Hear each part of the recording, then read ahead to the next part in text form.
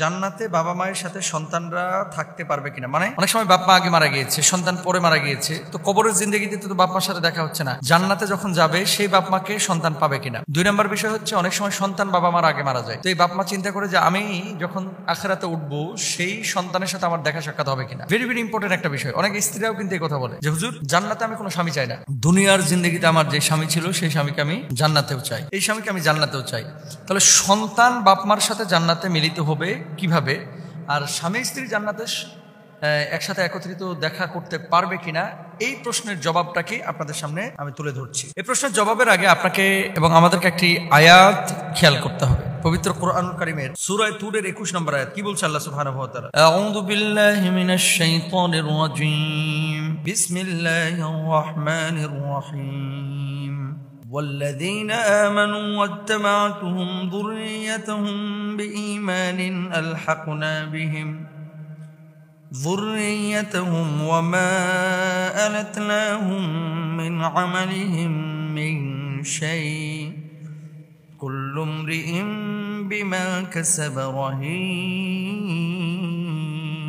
رهين صدق الله العظيم। কি বলছেন আল্লাহ সুবহানাহু ওয়া তাআলা? বলছেন আর যারা ঈমান আনে এবং তাদের সন্তান সন্ততি ঈমানের সাথে তাদের অনুসরণ করে, আমরা তাদের সাথে তাদের সন্তানদের মিলন ঘটাবো এবং তাদের কর্মের কোনো অংশই কমাবো না। প্রত্যেক ব্যক্তি তার কামাইয়ের ব্যাপারে দায়ী থাকবে। এই আয়াতের দলিল থেকে বোঝা যায় বাপ মা যদি জান্নাতে যায়, সন্তান সন্ততি যদি জান্নাতে যায়, আল্লাহ সুবহানাহু ওয়া তাআলা ওই সন্তান সন্ততির সাথে বাপ মার জান্নাতে মিলন ঘটায় দেবে। সুবহানাল্লাহ। এবং এটা জান্নাতে যেহেতু যা আপনি চাইবেন আল্লাহ তাআলা সেটারই ব্যবস্থা করে দেবেন, ফয়সালা করে দেবেন। সন্তান যদি জাহান্নামী হয়, বাপ মা যদি জান্নাতে যায়, তাহলে চাইলে কিন্তু আল্লাহ সুবহানাহু ওয়া তাআলা সেই সন্তানকে মিলন করবেন না। এই জন্য দুই পক্ষকেই, এখন আপনি বললেন যে আল্লাহ আপনি তো সবই দিবেন জান্নাতের মধ্যে, তাহলে আমার সেই সন্তানকে দেন, সেই সন্তানের মতো কোনো কিছু হয়তো আল্লাহ তাআলা আপনাকে দিবেন। সেই সন্তান যদি জাহান্নামে যায় তাহলে কিন্তু আপনি জান্নাতে তাকে পাচ্ছেন না। এই জন্য কু আনফুসাকুম ওয়া আহলিকুম নার, নিজেরা জাহান্নামের আগুন থেকে বাঁচতে হবে এবং পরিবারের সদস্যদেরকে বাঁচানোর জন্য চেষ্টা করতে হবে। এটা হচ্ছে আমাদের কাজ। এই আয়াতের ব্যাখ্যা আব্দুল্লাহ ইবনে আব্বাস রাদিয়াল্লাহু তাআলা আনহু বলেন, আল্লাহ তাআলা সৎকর্মপরায়ণ মুমিনদের সন্তান সন্ততিকেও তাদের সম্মানিত পিতৃপুরুষদের স্তরে পৌঁছে দিবেন, যদিও তারা কর্মের দিক দিয়ে সেই স্তরের যোগ্য না হয়, যেন সন্তানের পেয়ে বাবা মার চোখ শীতল হয়।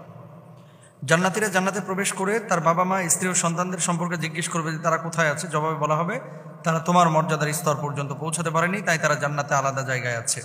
এ ব্যক্তি আরজ করবে, হে আল্লাহ, দুনিয়াতে আমি নিজের জন্য তাদের সবার জন্য আমল করেছিলাম, তখন আল্লাহ তাআলার পক্ষ থেকে নির্দেশ হবে তাদের জান্নাতে এই স্তরে একসাথে রাখা হোক। সুবহানাল্লাহ।